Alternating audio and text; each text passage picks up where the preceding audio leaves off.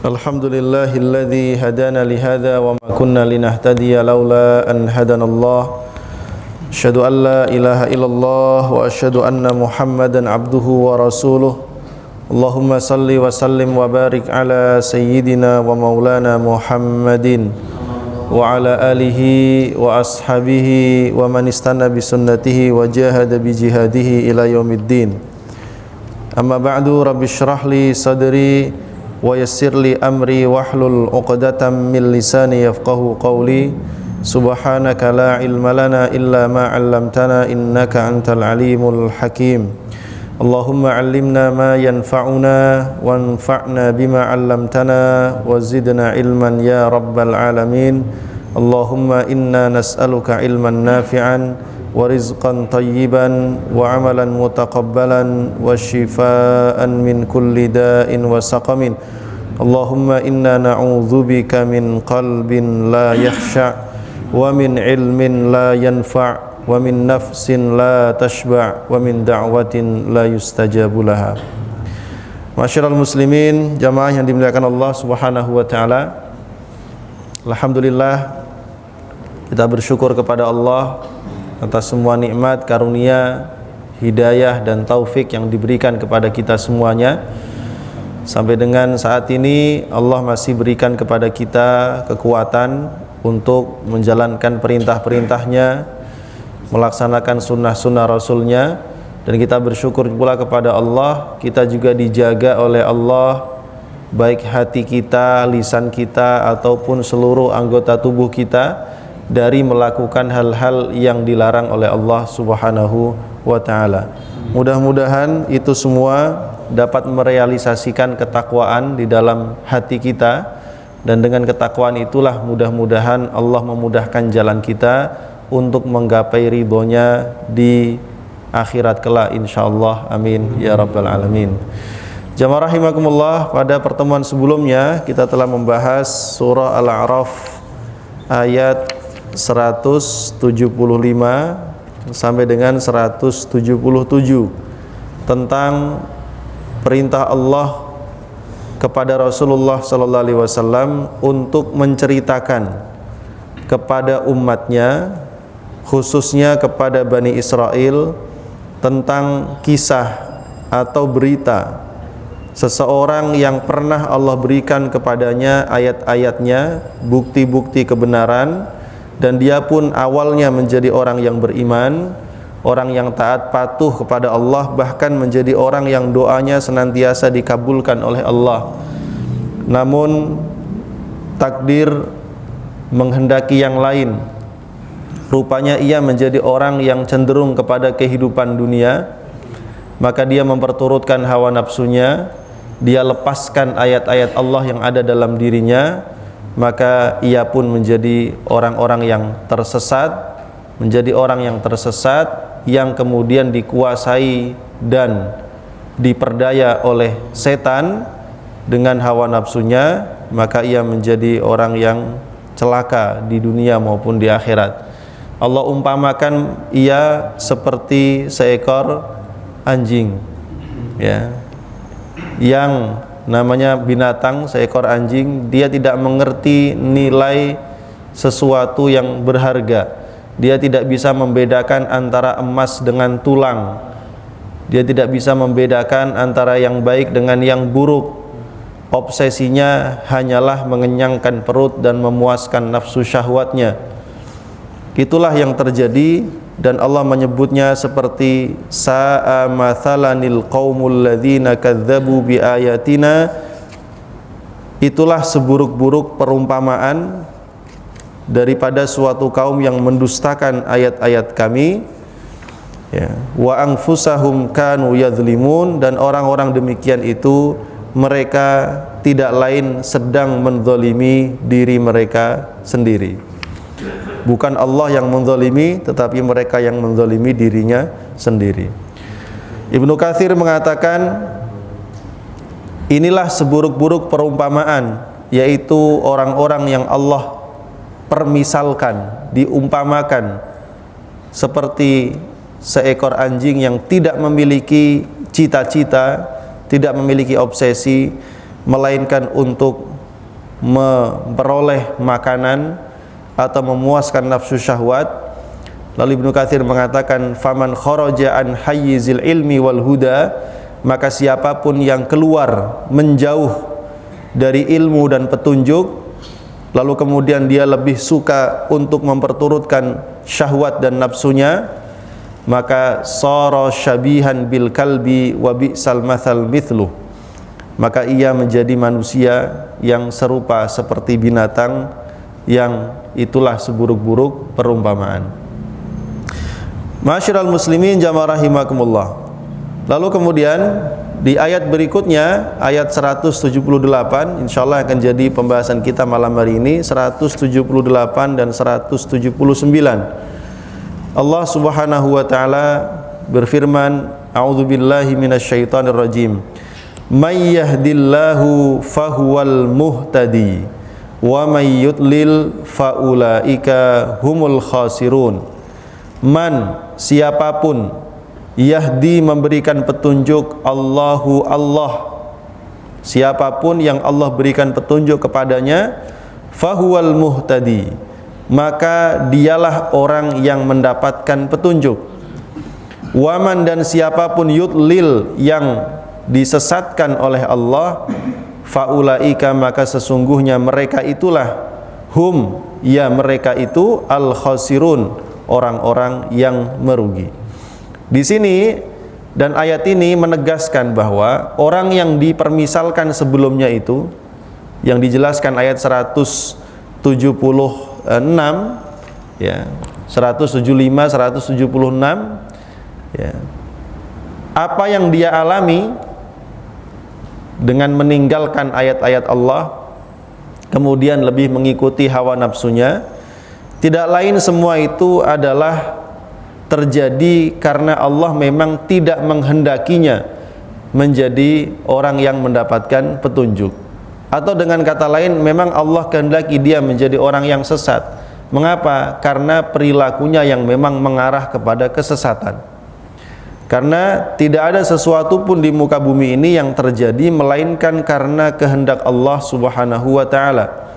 Karenanya disebutkan may yahdillahu, siapapun yang Allah berikan petunjuk kepadanya, maksudnya adalah bi an yuwaffiqahu lil ilmin nafi'i wal amali salih, yaitu Allah berikan kepadanya taufik untuk mendapatkan ilmu yang bermanfaat, al ilmun nafi', atau kemudian diberikan taufik oleh Allah, dia bisa melakukan amal saleh ya. Dengan kata lain, dia diberikan hidayah menuju keimanan dan melakukan amalan-amalan yang diridhai oleh Allah di jalan yang lurus, fahuwal muhtadi, itulah sepenuhnya orang-orang yang mendapatkan petunjuk secara hakiki.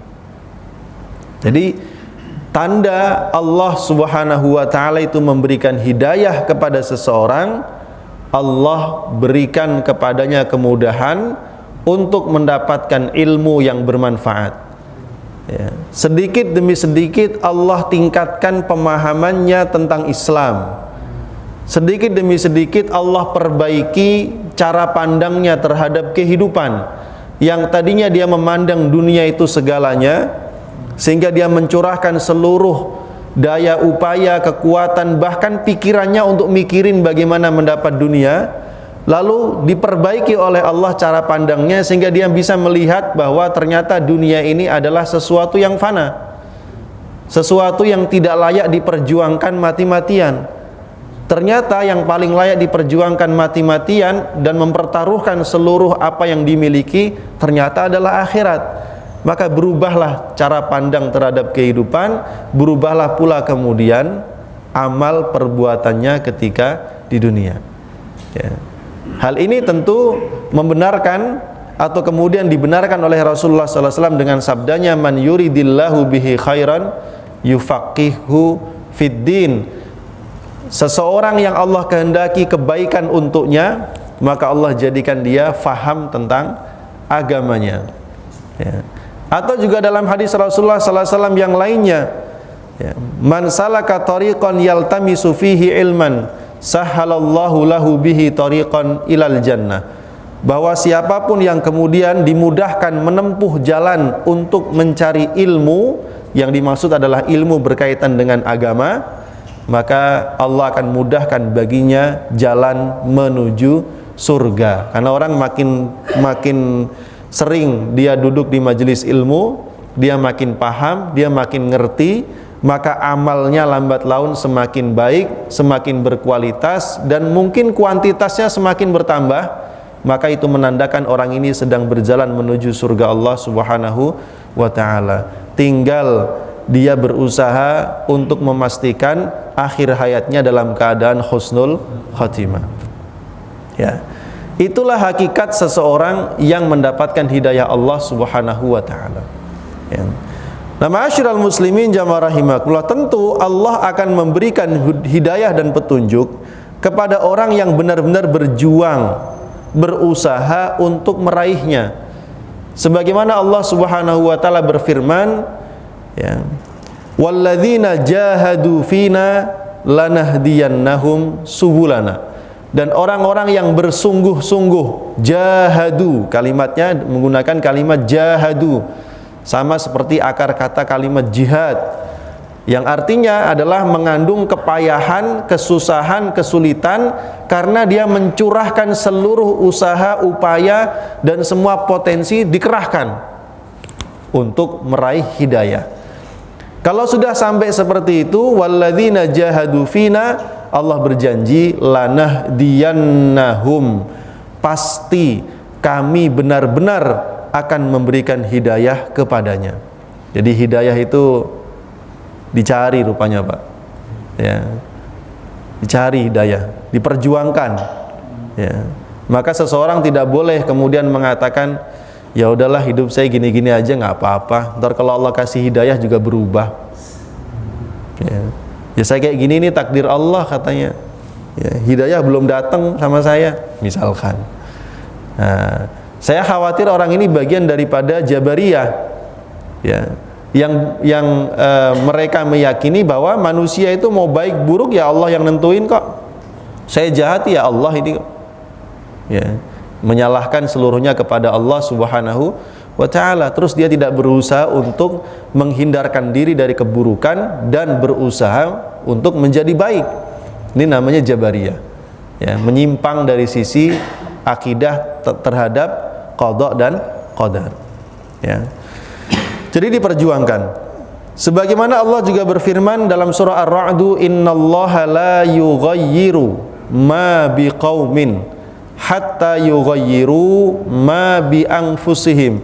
Sesungguhnya Allah tidak akan merubah, ya, suatu kaum, nasib suatu kaum, ma biqaumin hatta yughayyiru, sehingga mereka merubah ma bi anfusihim, apa yang ada dalam diri mereka. Jadi untuk merubah hidup, nasib kehidupan kita, ya, maka manusia perlu merubah apa yang ada dalam diri mereka. Seperti tadi kita sampaikan di awal, untuk merubah perilaku hidup kita, manusia perlu merubah cara pandangnya terhadap kehidupan. Artinya di sini dulu diperbaiki, ya, hatinya diperbaiki, imannya diperbaiki, kualitas keyakinannya kepada Allah diperbaiki, kebergantungannya kepada Allah perlu dikuatkan, ketakwaannya perlu diperbaiki. Kalau ini semua sudah diperbaiki yang ada dalam diri mereka, barulah, ya, ma biqaumin tadi, nasib suatu kaum itu akan berubah, ya. Jadi semua berangkat dari apa yang ada di dalam hati, penyakit hati, Pak, ya. Jadi kalau di hati masih ada kesyirikan, kesesatan, masih ada keraguan terhadap Allah, ya, nasib hidup nggak bakal berubah, ya. Tapi kalau itu semua sudah dirubah, mindsetnya, keyakinannya disesuaikan dengan apa yang Allah inginkan, maka nasib manusia itu insya Allah akan berubah menjadi lebih baik. Hal ini dikarenakan Islam itu tidak sekedar menginginkan umatnya ini memiliki ilmu pengetahuan saja. Karena kalau sekedar ilmu pengetahuan, itu belum tentu bisa mencegah manusia dari memperturutkan hawa nafsunya.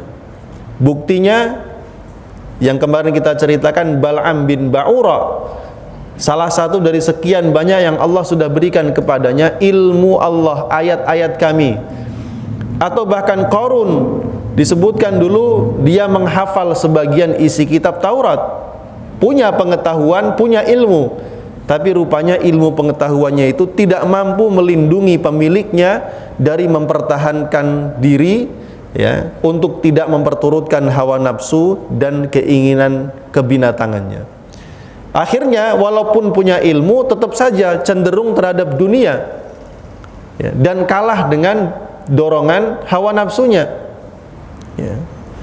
Dan dia akhirnya tidak mampu melepaskan diri dari beban dan daya tarik dunia, akhirnya dikendalikan dan dibimbing oleh setan, ya, dengan tali kekang berupa hawa nafsu. Itu kalau cuman ilmu sebagai ilmu pengetahuan, dibaca, dihafal, ya, buat apa namanya, pamer, ya, buat menang-menangan debat, ilmu tidak memberikan manfaat, ya. Karenanya setiap kali kita mau taklim, kita doa dulu, Pak. Allahumma inni a'udzubika min qalbin la yakhsha. Ya Allah, aku berlindung kepadamu dari hati yang tidak pernah khusyuk. Wa min ilmin la yanfa', dari ilmu yang tidak bermanfaat. Wa min nafsin la tashba, aku berlindung kepadamu dari nafsu yang enggak pernah kenyang. Ya, wa min da'watin la yustajabu laha, dari doa yang tidak diijabah. Itu permintaan kita kepada Allah. Karena sekedar punya ilmu saja itu belum cukup, ya. Makanya miris, Pak, kalau kita dengar berita di ponpes mana terjadi, naudzubillah, yang melakukan pendirinya, ustadznya, naudzubillah, miris, ngelus dada, kita sedih gitu. Pertama, itu tentu menjadi pelajaran penting buat kita untuk berhati-hati, waspada. Yang kedua, yaitu kan jelas mencoreng nama baik lembaga pesantren secara umum, dan juga ya umat Islam secara keseluruhan, sehingga orang sekarang mau nyari tempat aman tuh di mana lagi, gitu.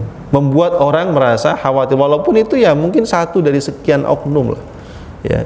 Dan yang baik tentu masih banyak, ya. Tapi ini menjadikan hati kita menjadi teriris-iris kalau melihat begitu, kenyataan yang demikian, ya. Nah, ma'asyiral muslimin jamaah rahimakumullah. Sedangkan Al-Quran itu menggunakan metode yang sangat unik, ya, di mana Quran itu bisa membentuk karakter dan jiwa seorang muslim dengan karakter yang unik, Pak. Ya, makanya sahabat-sahabat Nabi itu disebut dengan jilun Qur'aniyun faridun, generasi Qur'ani yang unik, ya. Sangat berbeda kehidupan mereka saat sebelum kenal dengan Quran dengan kehidupan mereka setelah mereka kenal dan mengamalkan Quran, ya. Beda 180 derajat, sangat jauh berbeda, ya. Seperti hitam berubah menjadi putih. Bahkan dulu mereka disebut sebagai ummatan jahiliyah, umat yang jahiliyah, karena begitu besarnya kerusakan yang dialami bangsa Arab saat itu, bahkan dunia secara keseluruhan dari berbagai sisi. Tidak ada kata yang bisa menggambarkan kerusakan itu selain kalimat jahiliyah. Tapi begitu mereka kenal Quran, mengimani Quran, mengamalkan Quran, maka status mereka dari jahiliyah berubah menjadi khairu ummah, umat yang terbaik, ya. Apa yang merubah mereka? Yang merubah mereka ya Al-Quran itu. Karena ketika mereka itu masuk ke dalam agama Islam, mereka menjadi orang yang senang mencari ilmu, dan ilmu yang mereka pelajari kurikulumnya cuma Al-Quran. Yang ngajarkan langsung Rasulullah SAW, beliau yang menafsirkan, memahamkan, sekaligus mencontohkan bagaimana Quran itu harus diterapkan. Karenanya ketika Sayyidatina Aisyah radhiyallahu anha ditanya bagaimana akhlak Rasulullah SAW, jawabnya sederhana, kana khuluquhul Quran, akhlak Nabi ya Quran itu sendiri, ya.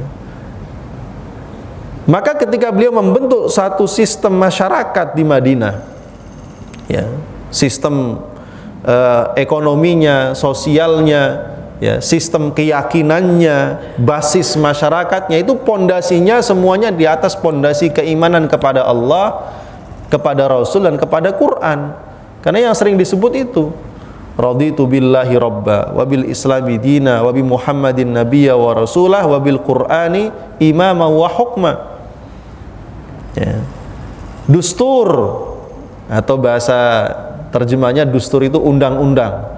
Dustur yang dipakai, yang diberlakukan di Madinah saat itu, ya Al-Quran itu sendiri, ya, diterapkan. Jadi kalau sebuah negara itu teritorialnya ada, batas wilayahnya, rakyatnya ada, ya, pemimpinnya ada, Rasulullah Sallallahu Alaihi Wasallam, ya, undang-undangnya ada, Quran. Kalau disebut sebagai sebuah negara, ya. Nah, ma'asyiral muslimin jamaah rahimakumullah, karena ini kita melihat bahwa Quran itu dengan manhajnya, ya, dengan sistemnya yang sangat unik, ia menumbuhkan dalam hati umatnya akidah, keyakinan yang kokoh, yang kuat, yang itu membangkitkan seluruh potensi kehidupannya, yang kemudian menyadarkan manusia dari fananya dunia ini, sehingga mereka sadar bahwa kalau mereka tenggelam dalam kehidupan dunia sama dengan orang yang tertipu. Maka mereka sadar, ya, mereka menyadari walal akhiratu khairun laka minal ula wal akhiratu khairun wa abqa. Maka akidah itu kemudian mendorongnya untuk beramal, berbuat. Bukan sekedar akidah itu menjadi pengetahuan yang dihafal. Nah, ini bedanya, ya. Maka semakin orang itu banyak berinteraksi dengan Al-Quran, tentu yang dimaksud bukan sekedar tilawah saja, tapi tilawah dengan tadabbur, merenungkan makna-maknanya. Maka lambat laun keyakinannya kepada Allah makin menguat, akidahnya makin kuat, makin kokoh, ya. Maka kemudian dia juga akan menjadikan Quran itu berikutnya sebagai timbangan, alat ukur, Pak. Kalau dia mendapatkan sesuatu dari luar, dia timbang dulu dengan Quran ini, ya, benar nggak menurut Quran? Kalau benar, maka dia lanjutkan, ya, dia ambil, dia amalkan. Tapi kalau dia rasa ini tidak sesuai dengan nilai-nilai Al-Quran, ya tentu dia tinggalkan. Quran menjadi timbangan, ya. Makanya kemudian dia memiliki yang disebut dengan Al-Furqan. Dia bisa membedakan mana yang hak, mana yang batil, ya. Maka kalau kita bayangkan, ya, kalau seandainya semua umat Islam ini memiliki keyakinan seperti ini, interaksi seperti ini kepada Al-Quran, sehingga akidahnya kokoh, timbangannya jalan, timbangannya dalam hati itu jalan, furqonnya itu jalan, maka dengan sendirinya sistem kehidupan yang Islami itu akan terbentuk, ya. Sistem kehidupan yang Islami itu akan terjalin satu sama lain. Itulah yang terjadi di kota Madinah, ya. Yang terjadi di kota Madinah seperti itu, sehingga masjid ramai dengan jamaah, pasar ramai juga dengan pedagang-pedagang, tapi yang jujur, yang tidak mengurangi timbangan, tidak mencurangi takaran, ya. Sehingga maju ekonomi kaum muslimin di masa itu, ya. Hubungan sesama manusia terjalin dengan baik, tidak ada yang menzalimi satu sama lain. Kalau ada perkara, cepat penyelesaiannya, ya. Sehingga hampir-hampir seorang hakim di masa kekhalifahan Umar bin Khattab itu, saya lupa namanya, mengundurkan diri. Kenapa? Sudah lebih setahun saya menjabat, tidak ada seorang pun yang melaporkan kasus kepada saya, ya. Sekarang banyak kasus ngantri, Pak, nggak selesai-selesai. Ada sampai bertahun-tahun nggak beres-beres, ya. Karena belum ada pelicinnya katanya, ya. Jadi sampai seorang hakim mau mundur. Kenapa? Ngapain saya menjabat? Oh, nggak ada kasus kok. Ini menandakan sistem masyarakat yang begitu baik, ya, luar biasa gitu. Nah, kita mendambakan seperti itu, ya. Nah, ini tentu bukan hanya untuk bernostalgia, tapi bagaimana kita bergerak menjalin satu sama lain ini untuk ke arah sana. Itu yang dimaksud dengan kenapa Quran itu bukan sekedar pengetahuan, tapi dia akan menjadi sebuah keyakinan yang mendorong kita untuk beramal.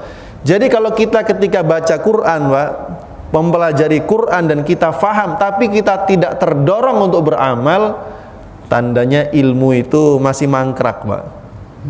Ya. Gunanya ilmu itu apa kalau tidak diamalkan? Ya. Itulah yang terjadi kemudian kepada yang sebelumnya, karena mereka tahu tapi tidak mengamalkan. Ya. Jadi mayyahdihillahu, siapa yang diberikan hidayah oleh Allah, ya, dialah orang yang mendapatkan hidayah yang sesungguhnya, yaitu diberikan kemudahan mendapatkan ilmu yang bermanfaat dan bisa mengamalkan ilmunya berupa amal yang soleh. Tapi sebaliknya, waman yudlil, dan barang siapa yang disesatkan oleh Allah, ya, maksudnya adalah ya dia dijauhkan dari jalan ilmu, dijauhkan dari amal yang saleh, ya, faulaika humul khasirun, maka mereka itulah orang-orang yang merugi, ya, orang yang merugi, ya, khusran, ya, benar-benar merugi dunia dan akhirat. Ya. Ma'asyiral muslimin jamaah rahimakumullah. Makanya kita ini bersyukur, Pak, kalau masih bisa duduk di majelis ilmu, masih bisa datang ke masjid, masih bisa dengerin nasihat, Masya Allah. Ya, tandanya Allah itu senang kepada kita, pengen kita jadi orang baik, Pak. Ya.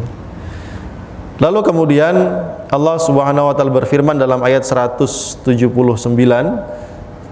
Cukup nggak waktunya? Masih 10 menit lagi. Walaqad dzara'na li jahannama katsiran minal jinni wal ins. Walaqad dzara'na, dan sungguh kami telah menciptakan li jahannama, bagi neraka jahanam, ya, katsiran minal jinni wal insi, banyak dari golongan jin dan manusia. Jadi Allah telah menciptakan banyak dari golongan jin dan manusia yang akan menjadi penduduk neraka jahanam dan kekal selama-lamanya. Ya. Apa sebabnya? Lahum qulubun, lahum, mereka memiliki qulubun, hati, akal pikiran, la yafqahuna, ya, yang tidak mereka gunakan, ya, biha, dengan hati itu, untuk memahami kebenaran. Ya. Jadi Allah berikan kepada mereka satu berupa hati, atau sering diungkapkan dengan kalimat fuad. Di dalam bahasa yang lain fuad atau afidah jamaknya.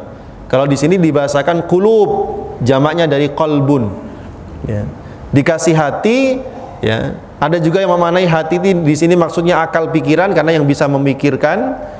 Tapi mereka tidak digunakan untuk memahami ayat-ayat Allah, baik yang ada di dalam kitab sucinya, ya, ataupun yang berada di alam semesta. Jadi kalau melihat setiap peristiwa itu, contoh begini, Ali bin Abi Thalib mengatakan, saya itu heran dengan orang yang tidak takut mati, tidak bersiap terhadap kematian, padahal mereka setiap hari ngelihat orang mati. Ya. Jadi lihat orang mati itu nggak tergerak hatinya, ingat mati, saya bakal mati, saya bakal juga masuk kubur, jadi nggak tersentuh. Ya. Saya juga heran, kata beliau, dengan orang yang menghabiskan hidupnya untuk dunia, padahal dia tahu kelak dia akan meninggalkan dunia. Ya. Nah ini la yafqahuna biha, ya. Tidak bisa dia berpikir dengan cara berpikir seperti itu, karena yang dipikirin yang lain.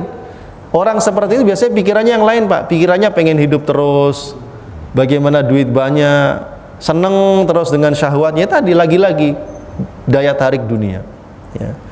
Walahum a'yun, walahum, dan mereka memiliki a'yun, mata yang Allah berikan, tentunya mata itu karunia Allah, la yubsiruna biha, tetapi mata itu tidak bisa dia gunakan untuk melihat bukti-bukti kebenaran, ya. Jadi matanya juga nggak bermanfaat. Walahum adhanun, dan mereka memiliki telinga, la yasma'una biha, tapi telinga itu tidak bisa dengerin nasihat. Ya. Kalaupun masuk telinga kanan, ternyata bocor ke kiri, Pak. Ya Allah. Ya. Ini apa, ngeri-ngeri sedap nih. Ya. Nyindir kita nih, Pak. Ini 3 karunia Allah yang sering kami sampaikan. Manusia itu ketika dia lahir ke dunia, ya ini 3 modal awal yang Allah berikan: pendengaran, penglihatan, akal pikiran. Karena itu dia tumbuh menjadi manusia yang kemudian dia bisa berbicara, dia bisa berbuat, dia bisa beraktivitas, dia bisa berinovasi. Itu semua karena dengan 3 perangkat ini, itulah yang dia gunakan untuk menerima ilmu. Karena ilmu itu kan apa yang dia lihat, apa yang dia dengar, diproses dalam pikiran, dalam akal, ya, dirasa oleh hati. Itulah yang kemudian menentukan gerak langkahnya dalam kehidupan. Ya. Coba aja kita ini setiap hari, ya, jangan dengerin yang lain selain dengerin orang yang suka dengerin rekaman orang yang suka marah-marah, teriak-teriak. Jadinya apa, Pak? Pasti kita akan bersikap seperti apa yang sering kita dengar. Mudah emosi, suka marah, teriak-teriak, membentak. Tuh. Tapi kalau setiap hari yang kita dengar itu adalah kalimat-kalimat yang sejuk, kalimat-kalimat thayyibah, Al-Quran, nasihat-nasihat yang indah, itu juga kita terpengaruh untuk bersikap seperti demikian. Ya. Kalau kepada anak remaja saya tanya begini, kalian cara jalannya mirip siapa? Ayah apa ibu? Ya, kalau mirip ibu berarti memang lebih sering ngeliatin ibunya daripada bapaknya. Kalian kalau marahnya kayak siapa? Kayak bapaknya apa kayak ibunya? Karena apa yang mereka dengar, yang mereka lihat itu yang mempengaruhi sikap dan perilaku mereka. Ya. Itu berlaku bagi anak kecil secara khusus dan bagi manusia secara umum. Makanya kalau yang sering datang ke masjid, datang ke pengajian, dengar dia banyak dapat ilmu, masukan, informasi, cerita-cerita yang baik, pelajaran-pelajaran yang baik, terpengaruh Pak hati kita. Ya. Tapi kalau sebaliknya, selalu ada di tengah jalan dengan berbagai macam hiruk pikuk dunia dan lain sebagainya, ya kebentuknya seperti itu. Ya. Nah, orang yang demikian tidak mampu memfungsikan 3 alat tersebut. Allah sebut ulaika kal an'am, mereka itu seperti binatang ternak. Ya. Balhum adhal, bahkan lebih buruk, lebih sesat dari binatang ternak. Binatang itu kalau nggak pakai baju, Pak, telanjang dia jalan-jalan, nggak ada yang marahin, nggak ada yang tersinggung, betul? Nggak ada pula yang tergoda gitu. Coba kalau manusia keluar rumah dia telanjang jalan-jalan, ya, nggak bisa.